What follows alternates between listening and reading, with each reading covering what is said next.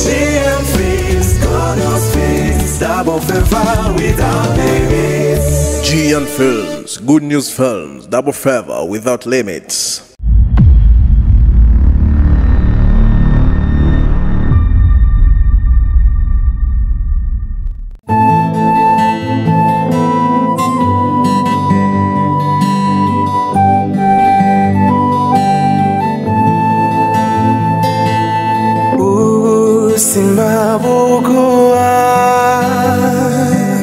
Icho wabubikije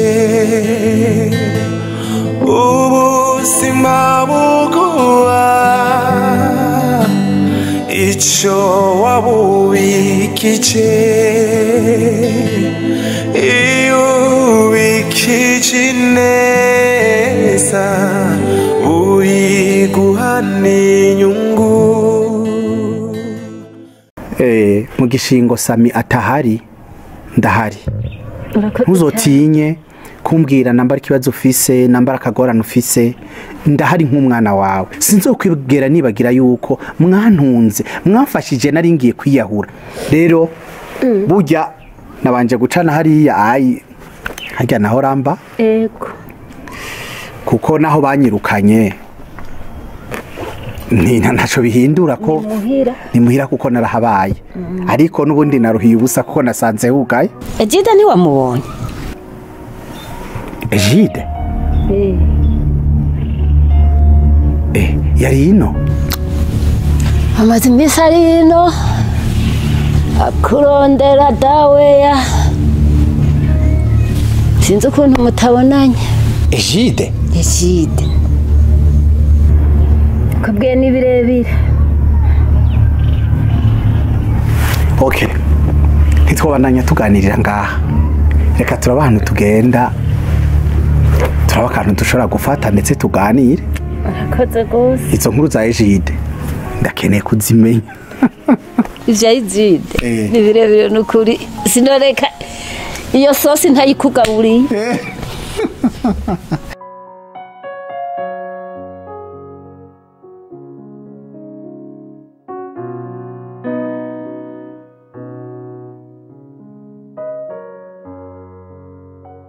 Fara, uko nyene nuko vyagenze Gafara. Dia uko nyene uvyumvise, none nokubesha ngo bimarire iki jewe.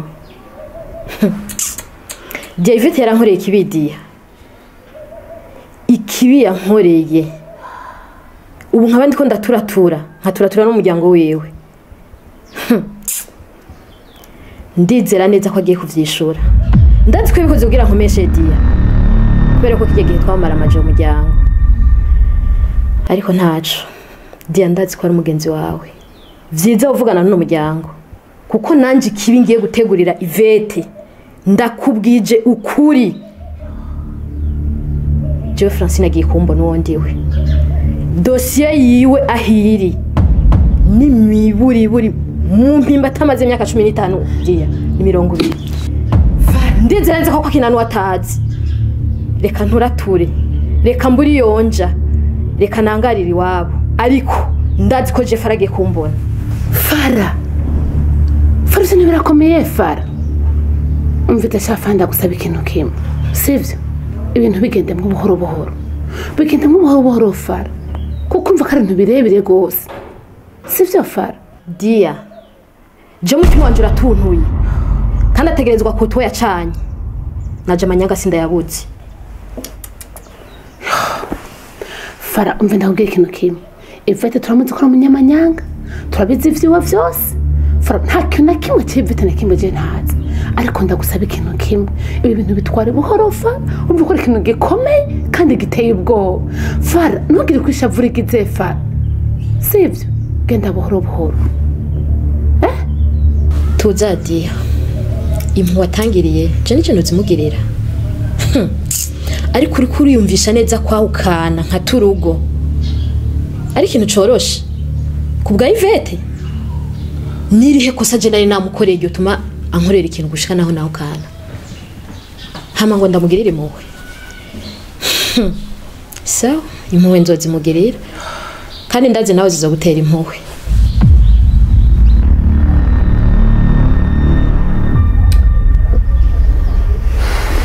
Fara ndumiwe kandi ndarengewe, ariko reka numva ntagenda ijambo rimwe mvuga, reka nkundire, reka ngende. Nari nciye hano basho umuhamagaro wawe, reka nzogaruke tubandanye dosiye kuko ndumva birandengeye. Sawa, nta kibazo, kandi aguherekeze. Yego.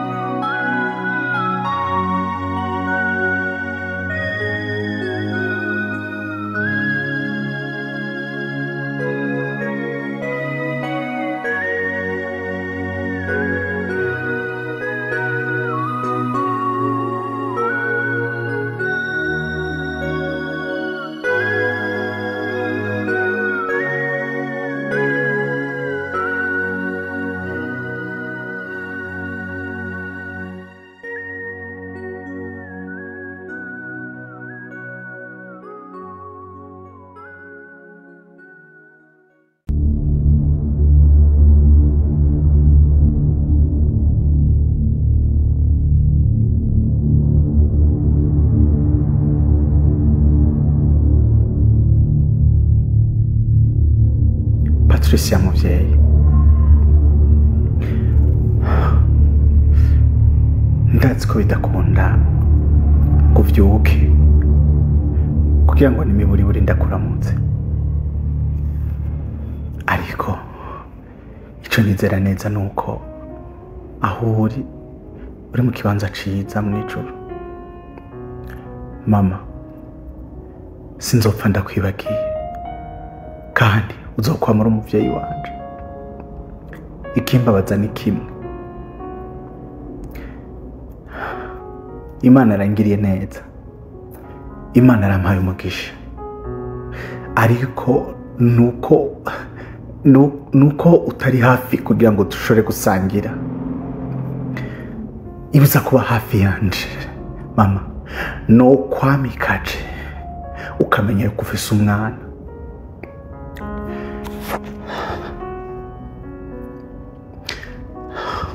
Patricia, mama,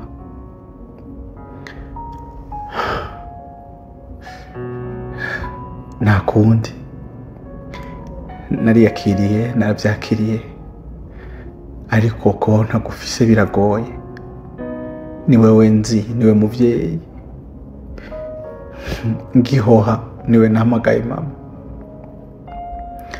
Umutima wanje ufise ikibanza c'iteka, iteka ridasanzwe kandi uri ntibagiranwa. Warakoze.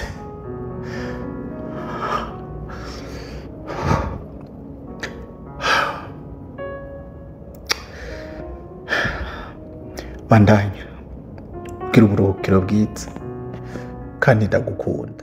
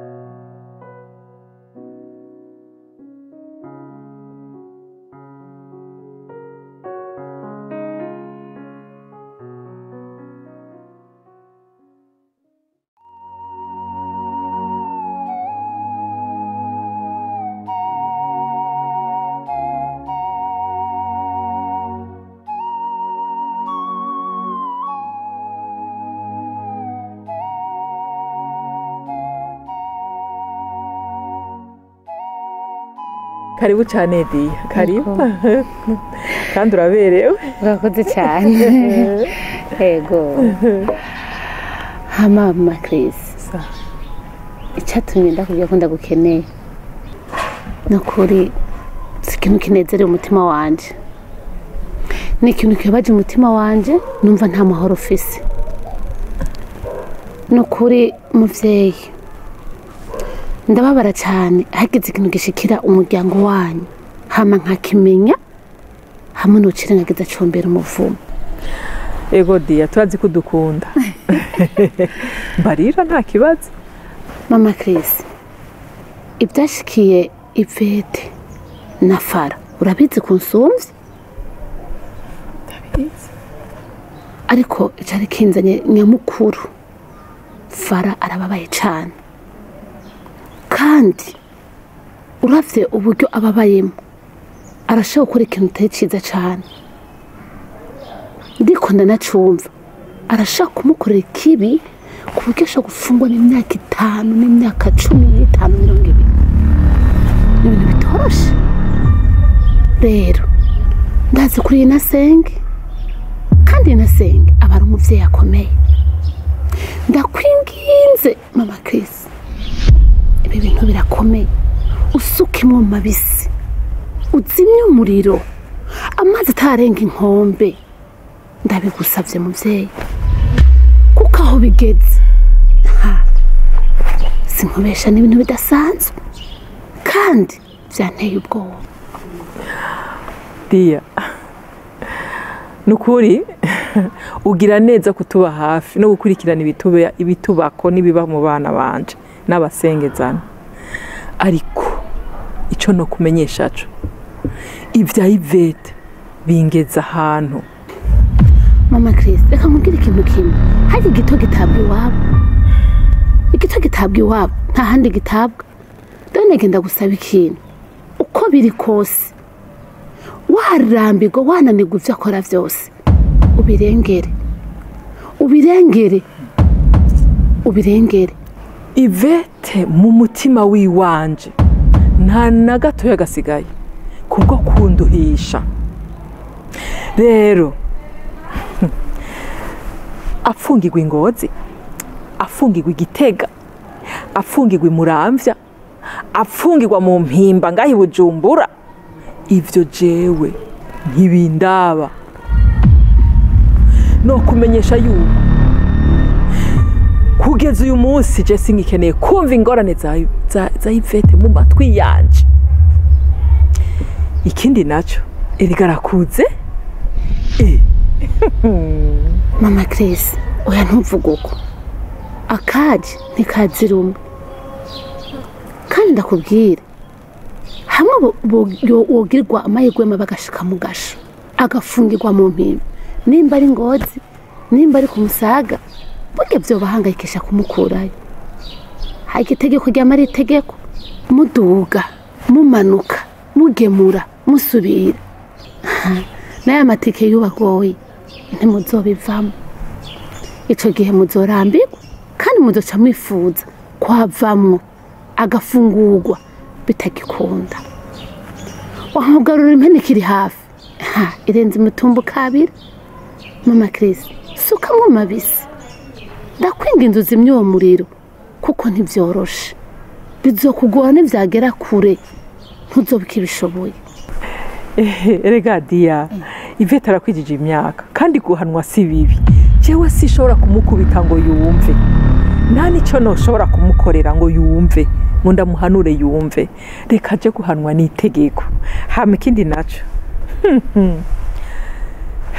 azovayo yumvise reka hanwe n'itegeko hama riheze rimuhindure hama ikindi naco imbabaro nkesha nkubuza umugabo wa nyina yarakuze yuhuramira inshuti yanje ivyo Yvette reka tuberekera Imana na leta kuko leta n'umuvyeyi n'Imana n'umuvyeyi hari ukuntu bazovyumvikana bagaca bahereza icegeranyo Yvette hanyuma agahingurwa ahubwo nyene ndafise akantu hajya mu nzu ngomba kushirira wa mu mama ukamunshirira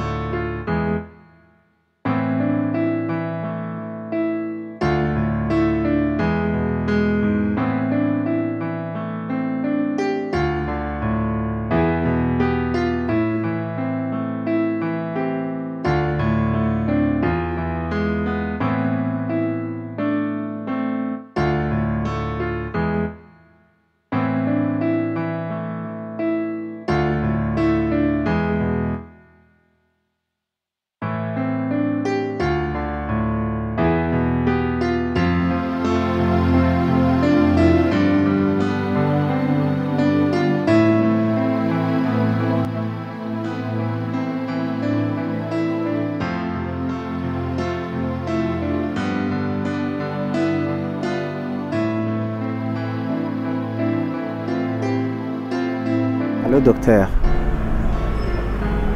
Namahoro. Njye ni sawa. Reka. Basha nahashitse kera. Ego ndamaze akanya.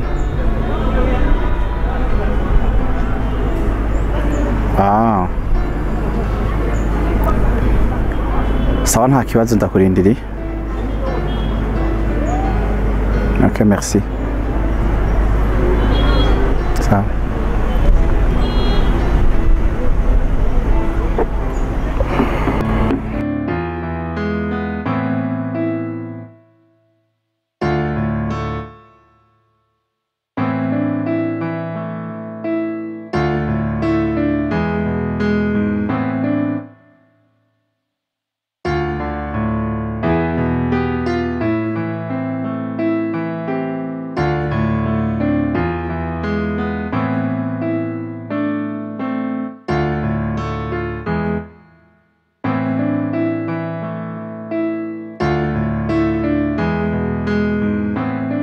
Mwana anje finire. Ego mama. Urabona naje ndihutira kurima. Ndabibona. Hari cyo nibagiye. Nagomba ndakwitumire. Ntangorane. Usubire muhiro nzanira ikivumvu. Nanje nce manuka mejeje kurima. Manuke hariya hepfo gusoroma ibijumbu. Uwo munsi niyo mfungurwa dufungura. Ega je nagira ngo ni n'ibindi ugira umbwire. None mama, kubera ko ushaka gusoroma ibijumbu. Teka amateke. Oya. Amateke twarayariye hirya yejo. Reka dufungura ibijumbu, dufungura imfungurwa zose nanduze ko tuzirima. Nta kibazo. Reka ngende ejo urazi ko ndakadege kagenda n'amaguru. Ubu munota nyene akanya nk'umuravyo ngo fye. Nza kuba ndakuzana ikivumu. Ushaka bibiri. Oya. Hama rero mwana. Ikinezereza sikindi mwana. Jewe ndanezerwa no kubona ndakwitumira. Ukamfasha udukorwa twose, ukamfasha kurimira itongo, ukamfasha gututurira igitoke. Ewe mwana wanje. Imana ikuje imbere. Amen. Nukuri je ndabishima. Urabona Remi na Ejide ko bagiye bagahera mu gisagara, muka wewe wahejeje amashure no gutarosa akazi ukaza ukegera jewe umuvyeyi wawe. Mama, sinumva ko ivyo bintu warukiye no kunshimira. Kuko je numva yuko ndiko nkora ico nategerezwa gukora. Kukuba hafi, kugushigikira no kugufasha udukorwa. Hanyuma mama, kubijanye na Remi na Ejide. Je ndatahura neza yuko ubuzima Imana buduhaye bugabuye. Kandi burya ni ku murongo umwe wese ashikirwa mu mwanya wiwe. Rero nibarondera amahigwe yabo y'ubuzima hariya mu gisagara. Ariko nanje mbe ndarondera hano imbere yuko ndonka akazi kajanye n'ivyo nigiye. Reka ndagufashe ndagushigikire ndanakube hafi kugira ngo none mu bana bose ubure numwe agufasha. Reka nsimbe ndakikuzaniye nta ngorane. Aha rero nanje amabere yakonkeje urabona. Aguma bandanya kukurera ngo utera imbere. Aguma bandanya kugusabira ngahara kumva. Wobuze witekanire akazuzo karonka kandi kazokwizana kuko umugisha nuwajewe. Mwitwe n'Imana yakuremye. Nyarukaga ndazi ko haswe kuvugira mu nda amajambo yawe ari menshi. Unyene ndaje. Ego.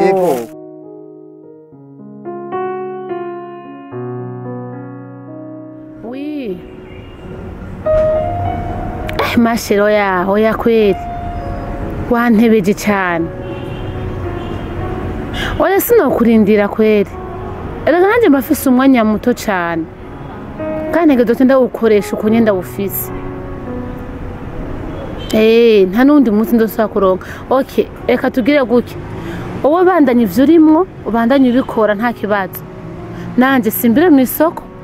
Ivyo ngiye kurabayo. Sawa. Ninamuka mbona ndabihejeje. Ndashaka guca ndakubarira. Sawa, nta kibazo. Oya sishavuye. Sawa, nta ngorane. Sawa.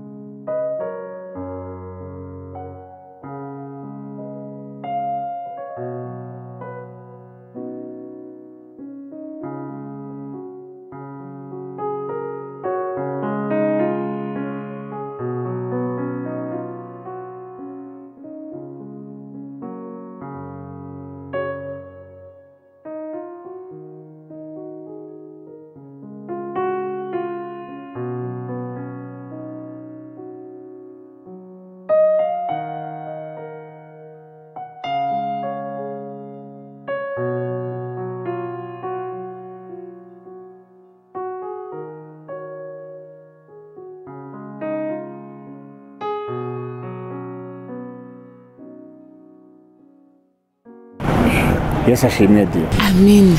Amahoro. Yego, muri ino. Yego je ndi hino ahubwo wenda tangaye. Quelle coïncidence. Shani vyiza naje hari umuntu narindindiri. Nuko yantebeje mba nagiye. Uri muduki nawe. Naje ndaho meze neza. Naje ndindindire nyine umugenzi wanje ngaha. None yatevye nge hamwe isoko ndabutuntungura nyene ukuntu. None twese baradukoreye. Nivyoroshe. Shaje ni sawa utwo narimwo ndabona twaheze. Ego nukuca amanuka kabisa. Sawa rero mubandanye mugira ibihe vyiza. Ego tuzosubira. Ego muhezagiye. Sawa sawa.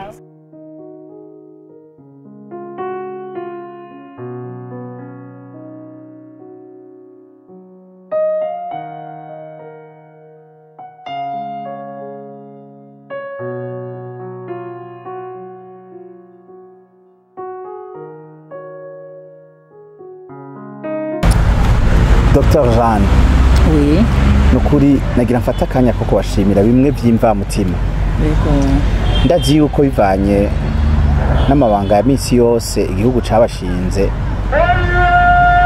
Akanya kanyu karagorana gose. Bivanye n'ibikorwa muba murimwe. Rero kano kanya wampaye ndazi yuko arakanya kadasanzwe. Hama nkuko nabikubwiye jewe naje ino Igitega nzanwe n'ibintu nka bibiri kandi ndashima Imana yuko ishoboje kubishikako. Ikintu ca mbere nari nifuza kuza kuraba aho twashinguye umuvyeyi wacu Patricia, nze kuraba imva yiwe n'imiburiburi ndahashire n'ishugwe, numva yuko ari bwo buryo mfise bwo kumuramutsa kuko tutakiri kumwe. Oh, très bien. Wakoze ikintu nk'ico. Ebana, Imana iguhezagire vraiment. Amen. Iguhezagire cane kuko ivyo wakoze birafise ico vyerekana mu mutima wawe. Amen. Nukuvuga ko wazirikanye ivyiza Patricia yagukoreye. Ivyo ni ntibagirwa mu buzima bw'iwawe kuko vyaragize ico bikora kugira ushobore gutera intambwe ufise uno munsi. Imana iguha umugisha. Amen. Ego. Nta mahirwe nagize kugira ngo abandanye kubaho kuko uno munsi yo yari kuba kiriho. Patricia nogerageje ibishoboka vyose nka mwamikaza kuko n'umuvyeyi ntazokwigera nibagira.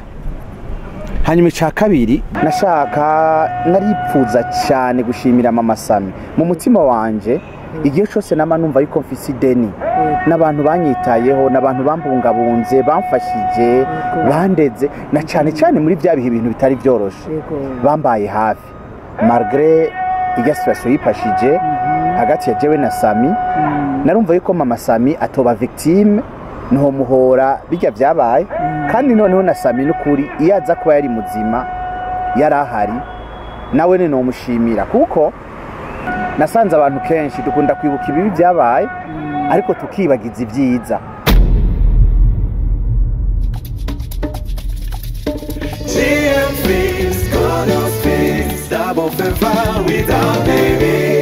G and Films, Good News Films, Double Favor without limits.